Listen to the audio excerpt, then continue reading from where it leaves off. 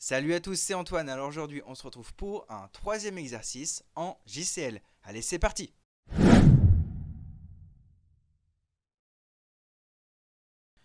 Alors on va tout de suite commencer un troisième exercice de JCL.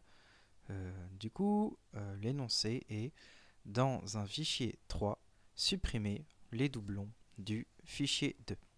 Alors le fichier 2, c'est le fichier précédemment utilisé dans les exercices 1 et l'exercice 2. Alors on va tout de suite se diriger en environnement mainframe. Alors tout simplement, on va dans le 3.4, notre fameux 3.4, puis on va essayer d'aller retrouver notre précédent JCL de l'exercice 2. Alors de mémoire, il était ici, dans ce PDS. On fait Entrée, puis on va en Edit dessus, et on regarde le nom. Voilà, on l'a bien retrouvé. Il est ici. Alors, ce qu'on va faire, c'est qu'on va le renommer et on va mettre que c'est l'exercice 3. Entrée. Voilà. On va faire maintenant un petit refresh et on va le retrouver ici. On va également le mettre à jour là. Alors déjà, dans un premier temps, on va essayer de retrouver le fichier qu'on avait utilisé auparavant. Voilà, il est ici. Impeccable. Donc le but de l'exercice, évidemment, c'est de supprimer les deux Poitiers, ou bien les deux, enfin en tout cas, qu'il n'y ait plus de doublons, c'est-à-dire qu'il ne reste plus qu'un Strasbourg et plus qu'un Poitiers ou qu'un Paris.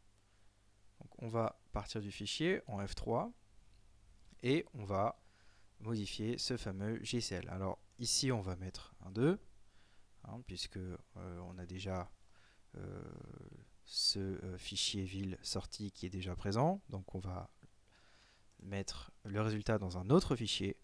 Puis on va rajouter une ligne supplémentaire.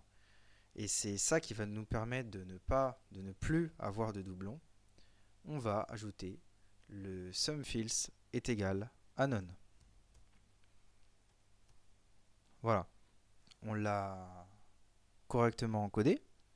Maintenant, il s'agit de sauvegarder notre JCL à travers un save ou bien un F3. Donc si par exemple on fait un F3, on peut ici directement taper le sub.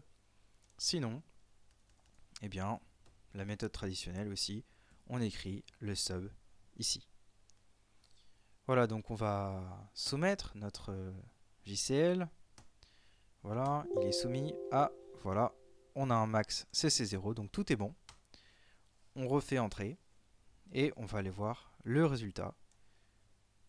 On va faire un split en F2, un 3.4. Ensuite, on va aller directement ici, puis on va voir le fichier en edit.